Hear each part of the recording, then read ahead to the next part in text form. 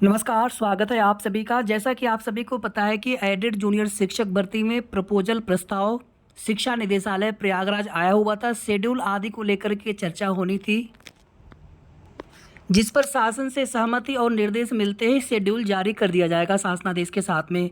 और आज अपर शिक्षा निदेशक सहित व अन्य जो भी डायरेक्टर बेसिक व अन्य अधिकारी शासन के साथ उनकी मीटिंग पहले से फिक्स थी, लेकिन इसकी जानकारी सभी को नहीं हो सकी थी। तो इस वजह से बहुत सारे अभ्यर्थी संघर्षरत साथी आज प्रयागराज शिक्षा निदेशालय भी गए थे, लेकिन वहाँ पर जब एडी बेसिक सर थे ही नहीं, तो इस वजह से उनकी मुलाकात नहीं हो पाई, ना ही किसी भी प्रकार की कोई भी जानकारी उन्हें मिली।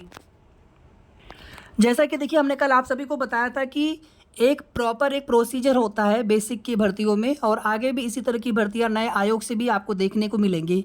इसमें सारी चीज़ें शासन ही निर्धारित करते हैं, लेकिन उसमें प्रस्ताव आख्या वो मांगते रहते हैं हर बिंदु के लिए। शेड्यूल के लिए भी उन्होंने आख्या मांगा हुआ है, और इसके पहले जो भी अध्याचन संबंधी चीज़ें थी या मेरिट लिस्ट या आरक्षण संबंधी चीज़ें, उस पर भी प्रस्ताव आख्या मांगा गया था। विशेष सचिव जी की तरफ से लेटर जारी हुआ था।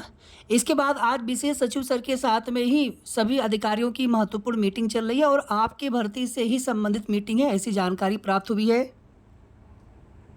और जैसा हमने कल भी आप सभी को बताया था कि 1 से 2 दिन में, यानी कि 7-8 अक्टूबर में मैटर फाइनल हो जाएगा, और शेड्यूल आने में ज़्यादा समय नहीं लगना चाहिए। बीच में छुट्टियां हैं, उसकी वजह से थोड़ा सा मन में है दुविधा कि दशहरे के बाद शेड्यूल जारी करेंगे या फिर उसके पहले पहले भी जारी कर सकते हैं। हालांकि हमने कल इतना आप सभी से कहा था कि 10, 11, 12 अक्टूबर तक, हालांकि छुट्टी है, ये तीनों दिन छुट्टियां हैं, छुट्टियों वाले दिन ही अगर आप देखेंगे तो उसके बावजूद भी हमें लग रहा है कि इसी के आसपास आपको भर्ती का शासनादेश, शेड्यूल आदि देखने को मिल सकता है। न्यूज़पेपर के माध्यम से भी जानकारी मिल सकती है।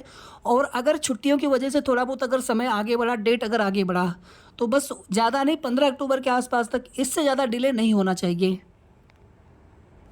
क्योंकि आप लोग जानते हैं कि एक पत्र 3 अक्टूबर, इस पर चर्चा नहीं हो रही है, जबकि ये बहुत ही महत्वपूर्ण था, जो एक निर्देश पत्र, एक पत्र माननीय न्यायालय को उपलब्ध कराया गया था शासन स्तर से 4 अक्टूबर की सुनवाई के लिए। और जो भी जानकारी मिली थी कि इस पत्र में सब कुछ बताया गया था शासन स्तर से कि हमारी भर्ती में जो भी प्रोसेस है कहाँ तक पहुँचा है, कितनी सीटों पर भर्ती होनी, किस प्रकार से भर्ती होनी है, और किस डेट से किस डेट तक सारी चीज़ें, उसमें डेट आदि भी मेंशन करके ऐसी कुछ जानकारी मिली थी। हालांकि वो पत्र किसी को देखने को मिला नहीं है। और अगर सब कुछ उसी प्रकार से रहा, जो भी चीज़ें, जो भी जानकारी मिली, अगर सब कुछ अगर सत्य रहा, अगर उसी हिसाब से ही अगर भर्ती आगे बढ़नी होगी, तो फिर कोई भी डिले नहीं होगा। कोई भी छुट्टी आदि होने से कोई भी फ़र्क नहीं पड़ता है, भर्ती आपकी चलती रहेगी। फॉर्म आवेदन आदि के लिए पोर्टल ओपन हो जाएगा।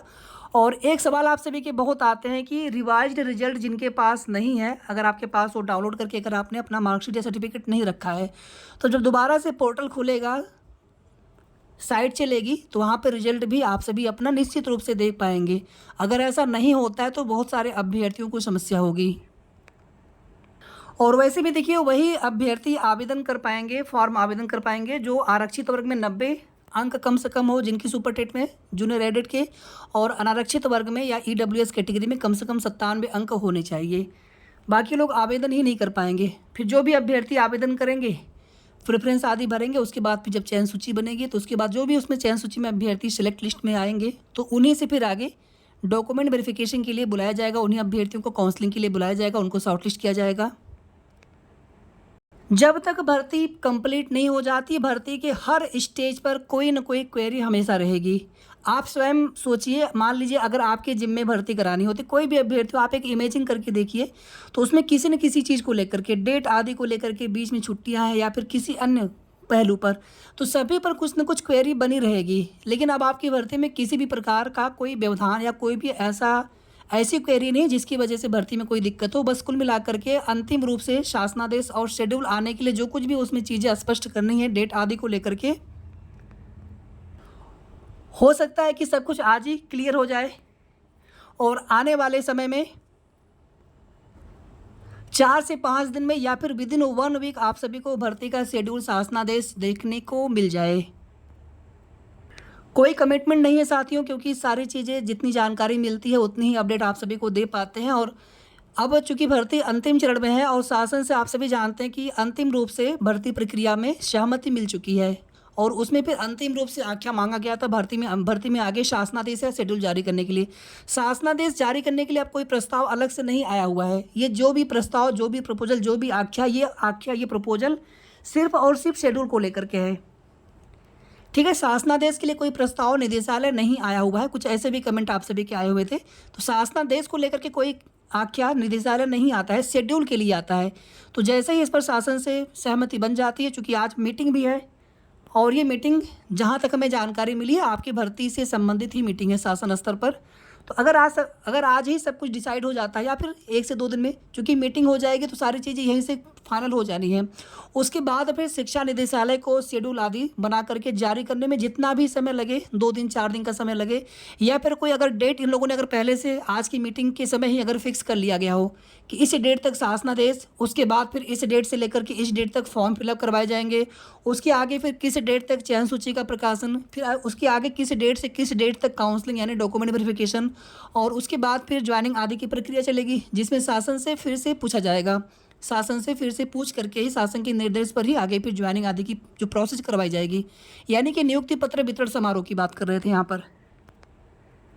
बिना नियुक्ति पत्र वितरण समारोह हुए तो आप लोगों की ज्वाइनिंग, जो भी सिलेक्टेड अभ्यर्थियों की ज्वाइनिंग होने वाले हैं नहीं। आप लोग जानते हैं कि 100-200 भी अभ्यर्थी अगर किसी भर्ती में सिलेक्ट होते तो वहाँ पर भी ज्वाइनिंग लेटर वितरण समारोह माननीय मुख्यमंत्री जी के कर कमलों से होता ही होता है। सीटें आपकी भर्ती में 100% बढ़ रही हैं और हमारी ईश्वर से प्रार्थना है कि अधिक से अधिक सीटें बढ़ी हों आपकी भर्ती में। सीटों की संख्या या फिर और भी कई ऐसे बिंदु हैं आपकी भर्ती में जो अभी तक किसी को भी नहीं पता है। यही वास्तविकता है, किसी को भी जानकारी नहीं हो पा रही है। पूरी गोपनीयता बढ़ती जा रही है। किसी भी तरह का भर्ती में कोई भी विवाद उत्पन्न न हो, भर्ती बस कंप्लीट हो जाए जल्दी से। और एक बार भर्ती प्रोसेस शुरू होने के बाद भर्ती बहुत तेज़ी से कंप्लीट होगी, इतना आप सभी भरोसा रखें। भर्ती बहुत तेज़ी से पूरी होगी, ज़्यादा समय नहीं मिलेगा। फॉर्म आवेदन के लिए हो सकता है कि 5-6 दिन 7 दिन का ही समय मिले या फिर अधिकतम 8 से 10 दिन का समय मिल सकता है। मेरिट कैसे बननी है ये चीज़ें भी बिल्कुल स्पष्ट नहीं, लेकिन बस इतना क्लियर है कि मेरिट आपकी स्टेट लेवल पर विषयवार ही बननी है, आरक्षणवार बननी है। विद्यालयवार जैसे पहले भर्तियां होती थी तो उस तरह से भर्ती ये नहीं हो रही है। स्टेट लेवल पर आरक्षणवार विषयवार मेरिट बन रही है। इसमें भाषा वाले मेरिट को लेकर के चीज़ें आप सभी को नहीं बता पा रहे हैं, क्योंकि बिल्कुल जब जानकारी हो जाए, कुछ पता चले तभी बताना उचित लगता है। अब आगे देखिए, आप सभी के कट ऑफ को लेकर के आप लोगों के सवाल लगातार आ रहे थे और कट ऑफ पर कभी हम चर्चा नहीं करते हैं, क्योंकि सीटें कितनी है एग्जैक्टली पता न चल पाने की वजह से, और भर्ती में अभ्यर्थियों के सापेक्ष सीटें बहुत कम होने की वजह से भी कट ऑफ बताने में कहीं ना कहीं संकोच लगता है कि कट ऑफ आखिर किस प्रकार से बताया जाए। जिन भी साथियों के नंबर कम होंगे तो फिर आप लोग हताश निराश होंगे, और जब सीटें ही पता नहीं होते तो फिर ये होता है कि कट ऑफ किस आधार पर बताया जाए। 2289 सीटों की चर्चा है और ये कोई फाइनल सीट नहीं है। हो सकता है सीटें और भी ज़्यादा हो सकता है सीटें जितने हम लोग एक्सपेक्ट कर रहे थे उसकी डबल सीटें हो लगभग। तो जब सीटों का पता ही नहीं, लेकिन इतना बिल्कुल श्योर है कि सीटें निश्चित रूप से बढ़ी हैं आपकी भर्ती में। अब कितनी भी सीटें बढ़ी हो ये तो नहीं पता है।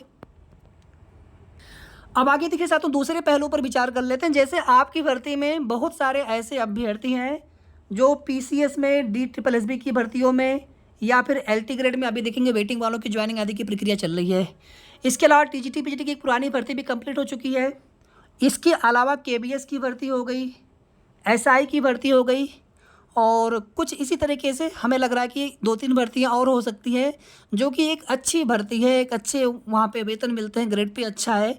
तो हमें नहीं लग रहा कि वो अभ्यर्थी जूनियर एडेड शिक्षक भर्ती में मैनेजमेंट वाले विद्यालय में टीचिंग करने के लिए आएंगे। हमें नहीं लग रहा है, भले ही यहाँ पर अच्छा ग्रेड पे हो, सब कुछ ठीक हो, लेकिन ये सहायता प्राप्त विद्यालय है ना कि बेसिक की विद्यालय। तो हमें नहीं लग रहा है कि वो लोग अभ्यर्थी यहाँ पर फॉर्म आवेदन करने आएंगे दोबारा से, क्योंकि ये भी जानकारी मिली थी वेटिंग लिस्ट आदि न देनी पड़े, बाद में वेटिंग लिस्ट की मांग की जा सकती है, 100% मांग की जा सकती है। एक बार वेटिंग लिस्ट आ चुका है 69,000 शिक्षक भर्ती में, तो इसलिए जितने भी सीटें आपकी भर्ती में होंगी उसके लगभग 1.25 गुने 1.5 गुने के आसपास भी अभ्यर्थी मेरिट लिस्ट में सेलेक्ट किए जा सकते हैं आगे काउंसलिंग के लिए, ताकि फिर आगे सीट खाली न बचे। बहुत सारे ऐसे अभ्यर्थी होंगे, आप देखिएगा कि जो लोग फॉर्म आवेदन तो कर देंगे सिलेक्शन देखने के लिए, जबकि सीटें खराब होंगी, उनसे आग्रह रहेगा कि आप फॉर्म आवेदन ना करें। लेकिन अगर वो लोग कर देते हैं तो उसके आधार पर फिर वो बाद में काउंसलिंग कराएंगे नहीं। तो कम से कम सीटें खराब ना हो, तो ज़्यादा अभ्यर्थियों को मेरिट लिस्ट में सेलेक्ट करना ही चाहिए।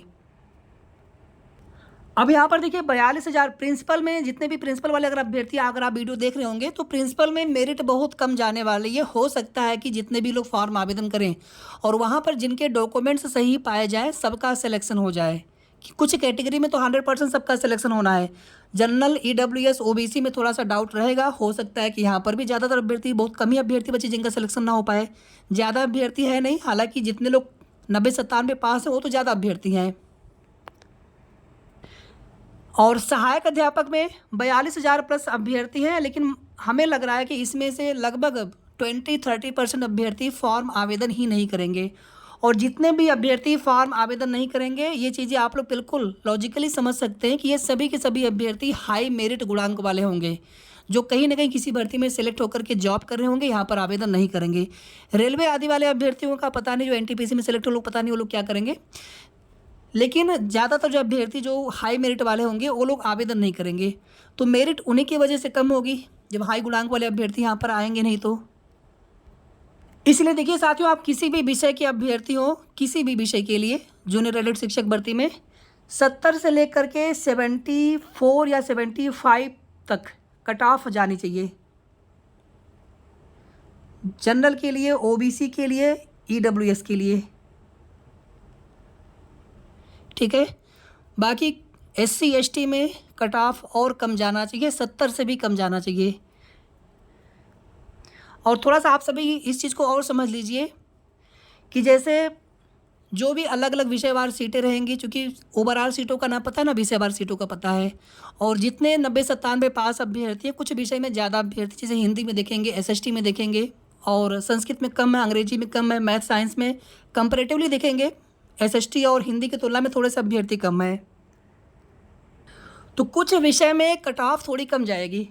यानी 70 से लेकर के 75 अधिकतम, 75 से ऊपर कट ऑफ नहीं जाना चाहिए। भले ही आप सभी को लगे 77, 78, 9, 80, 81 तक लोग चले जाते हैं, लेकिन हमें लग रहा है कि कितना भी हाई कट ऑफ जाएगा किसी भी विषय में 75 से ऊपर नहीं जाना चाहिए जनरल के लिए। बाकी थोड़ा सा कम ईडब्ल्यूएस, थोड़ा सा कम ओबीसी, थोड़ा सा कम एससी, जनरल के बाद ओबीसी, उसके बाद ईडब्ल्यूएस, एससी लगभग बराबर कट ऑफ जा सकती है। एसटी का कट ऑफ काफ़ी कम जाएगा। महिला आरक्षण क्षैतिज होता है, ध्यान दीजिएगा, 20% क्षैतिज आरक्षण होता है। ऊर्ध्वाधर आरक्षण, डायरेक्टली आरक्षण नहीं मिलेगा आप सभी को, क्षैतिज होता है। और जब आपकी संख्या 20% से कम होती है तो उसी दशा में फिर आपको बेनिफिट मिलता है। अदरवाइज आपकी जो कट ऑफ होती है वो आपके वर्टिकल रिजर्वेशन के अनुसार ही आप सभी को देखना पड़ता है। बिहार की तरह आप नहीं देखेंगे, बिहार में तो सीधे सीधे देखेंगे 50% आरक्षण है पीआरटी बेसिक में, लेकिन अपने उत्तर प्रदेश में 20% महिला आरक्षण है, तो 20% से ज़्यादा ही महिला अभ्यर्थी रहेंगी जहाँ तक हमें लग रहा है मेरिट लिस्ट में। तो इसीलिए फीमेल की कोई अलग से कट ऑफ हो सकता है कि आपको देखने को न मिले। जहाँ तक हमें पता है फीमेल की कोई अलग से कट ऑफ देखने को नहीं मिलता है। अगर आपकी संख्या 20% से कम होती है तो सेलेक्ट लिस्ट में, तो उस स्थिति में आपकी कट ऑफ अलग से बनानी पड़ेगी, आपकी मेरिट थोड़ी सी कम जाएगी। तो उम्मीद है आप सभी के मन में जितने भी तरह के सवाल थे, चाहे प्रिंसिपल वाले अभ्यर्थी रहे हो या फिर सहायक अध्यापक वाले किसी भी विषय के अभ्यर्थी आप रहे हो, तो आप सभी के सवालों के जवाब मिल गए होंगे, या फिर जो भी अभी तक की लेटेस्ट अपडेट थी, शेष आगे की जो भी सही और ऑथेंटिक जानकारी मिलेगी आप सभी को अपडेट देने की कोशिश करते रहेंगे। तब तक आप सभी अपना ख्याल रखें, और अभी भी आपके मन में अगर कोई दुविधा, कोई डाउट हो, वीडियो को आप लोग पूरा एक बार जरूर सुनिएगा, और आप लोग कमेंट करके भी जरूर पूछ सकते हैं। धन्यवाद।